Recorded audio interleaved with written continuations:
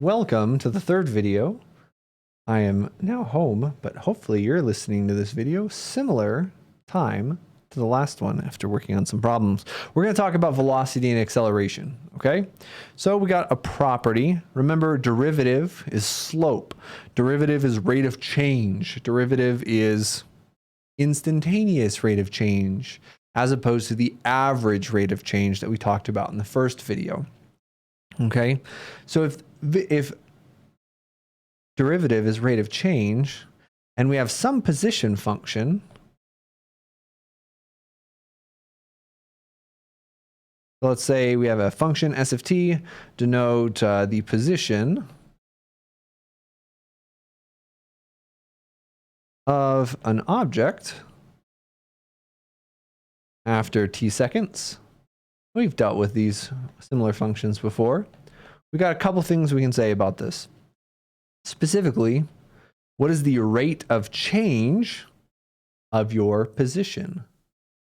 How do we talk about how your position's moving? We call that velocity, all right? The rate of change of where you're at is your velocity. It's your speed, all right? Velocity and speed aren't exactly the same thing, but they're close enough for our purposes. And what is the rate of change of our velocity?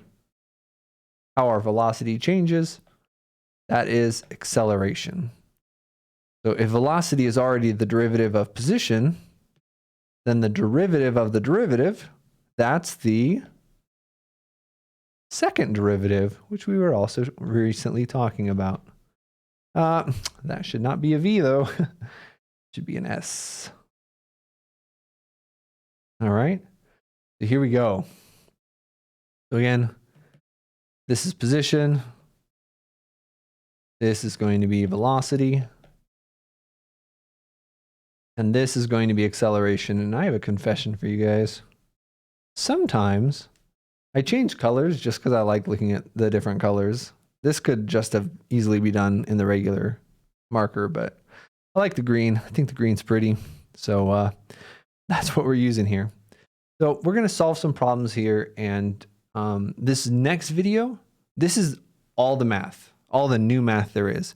But depending on how comfortable you are with quadratic functions and how comfortable you are with functions in general, the rest of the problems might be tricky. So try to do some quick review as we do example 4. All right, so let's say we have example 4 here. And we have s of t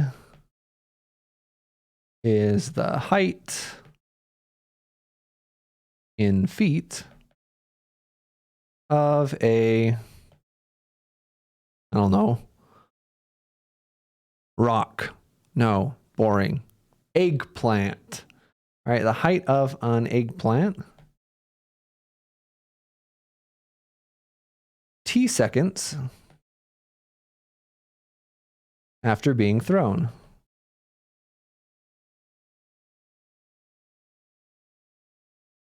And we can model that with s of t equals negative 16 t squared plus 128 t plus 5.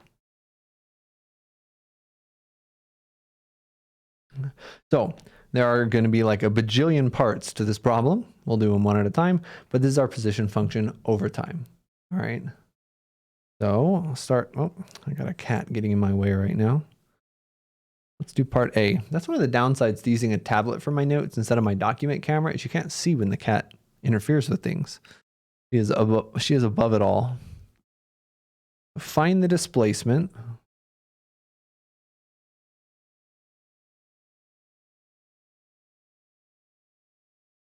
of the eggplant over the interval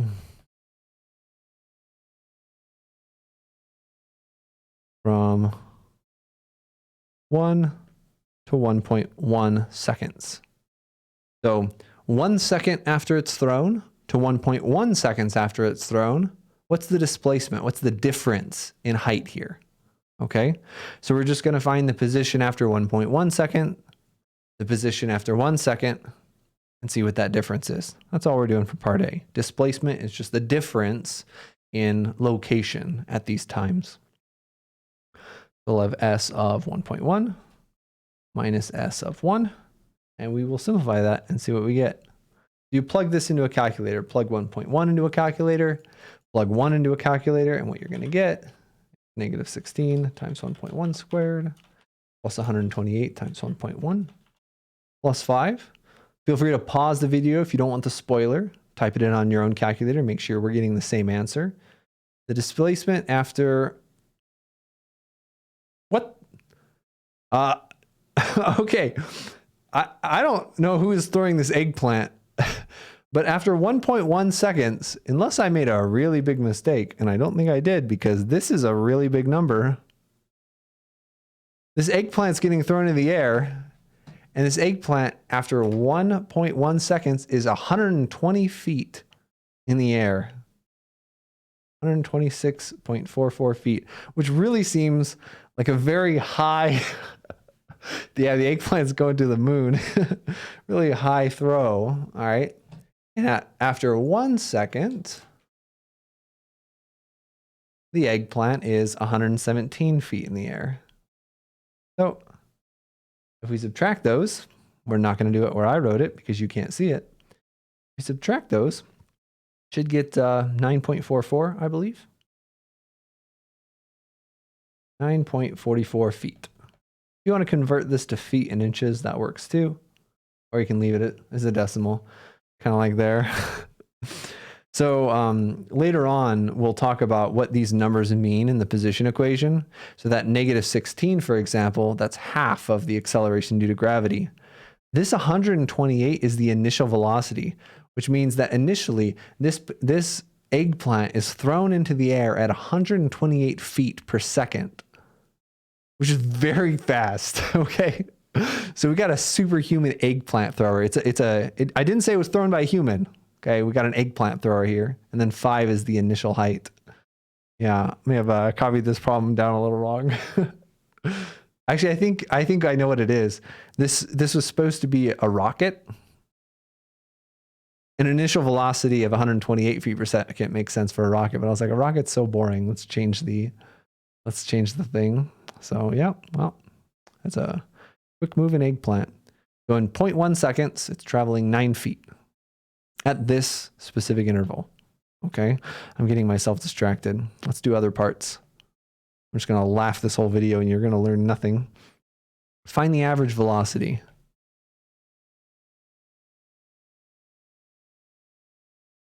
Again, I love my abbreviations. Find the average velocity in the same interval.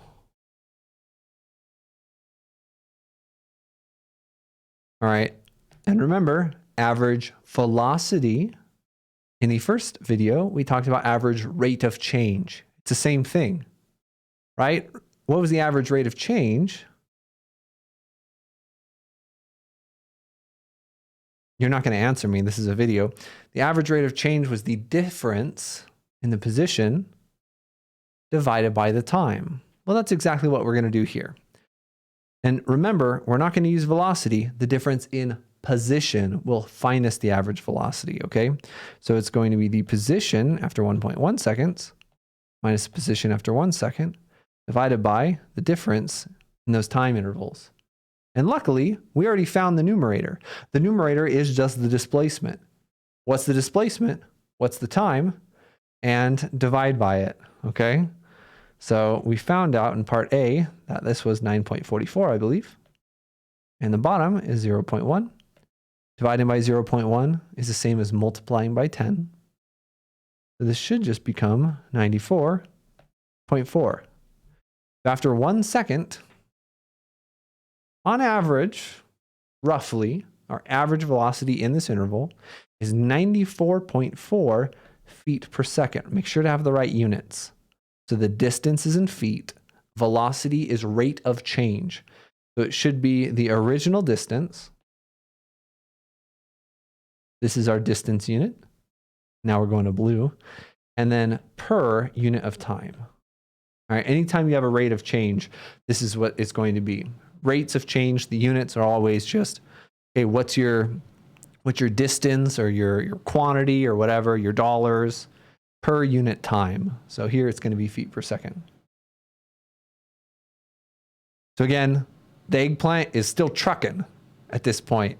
After a second of being in the air, it's still flying up. Our eggplant throwing machine, goodness. So find the velocity at t equals 1 second. So very related. Average velocity, we use the average rate of change formula. Instantaneous velocity, and sometimes we don't say the instantaneous, is just our velocity. So this is going to be v of 1. But before we find v of 1, we have to find v of t. So remember that v of t is the derivative of our position function. And what was our position function? It was this guy right here. So we have to take the derivative of this. Use the power rule. That'll give us negative 32t.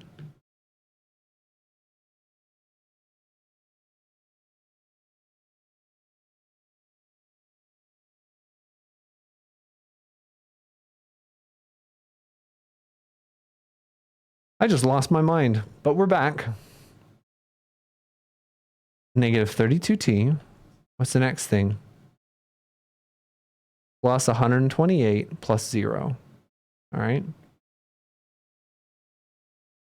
This is our velocity function, and we want to know the velocity after 1 second. So we just plug in 1.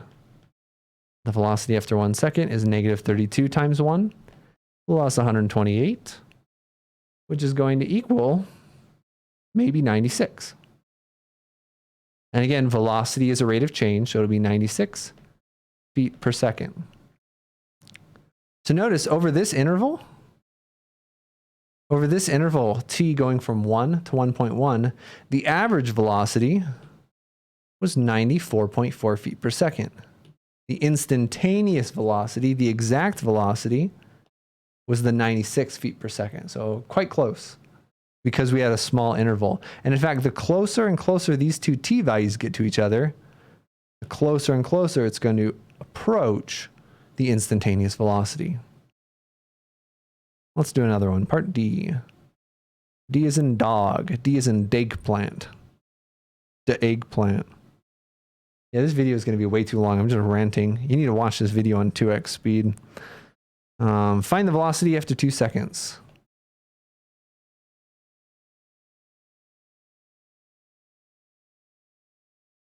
So that's very, very similar, right? The velocity after 2 seconds. Well, we just use our velocity function again. This time we plug in 2.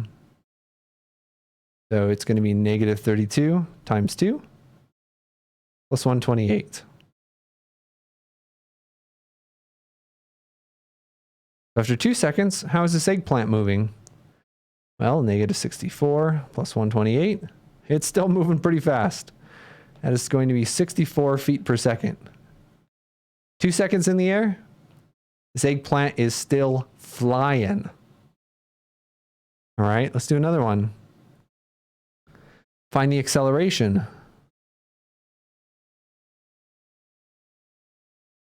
After 2 seconds. So remember, let's go back to the very beginning of this video. The acceleration is the derivative of the velocity. All we have to do is take the derivative again, the second derivative, if you will. Acceleration is the derivative of the velocity, which we already found. The velocity, remember, is this function. So we take the derivative of that. It's not letting me undo it. That's going to be negative 32. Notice that the acceleration is a constant. It doesn't matter what time. The acceleration of this eggplant is negative 32 feet per second per second. And we'll usually just write feet per second squared. All right. So that is acceleration due to gravity, which is a constant. In the metric system, this is 9.8 meters per second squared, approximately.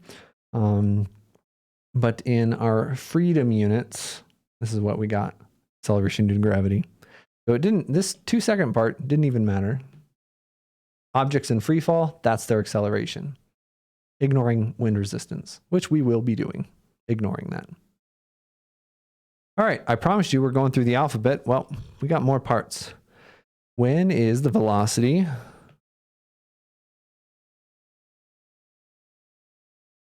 negative 32 feet per second? When is the velocity negative 32 feet per second? When is it falling at 32 feet per second? Well, we just need to find, well, that's going to be when v of t, which is the velocity, is negative 32. What's our velocity?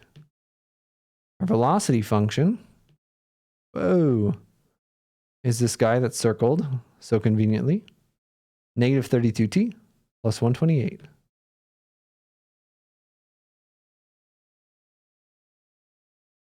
So the velocity is negative 32t plus 128, and we want to know when that velocity equals negative 32. So since the velocity is equal to that, we can just replace it and then solve the resulting equation. All right, so this is a linear equation we need to solve for t. Subtract 128 from both sides, and you're going to get negative 160 maybe. And divide both sides by negative 32, which I have no clue what that is. It's 5, isn't it? I think it's 5. I lied to you. I do have a clue what it is. It was 5. So after 5 seconds, it's going to be falling by 32 feet per second.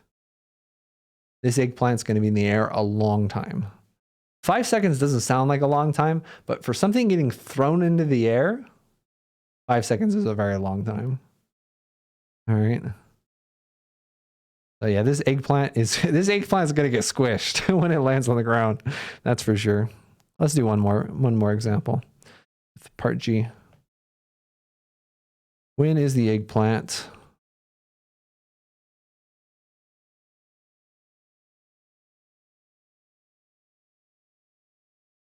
at 117 feet?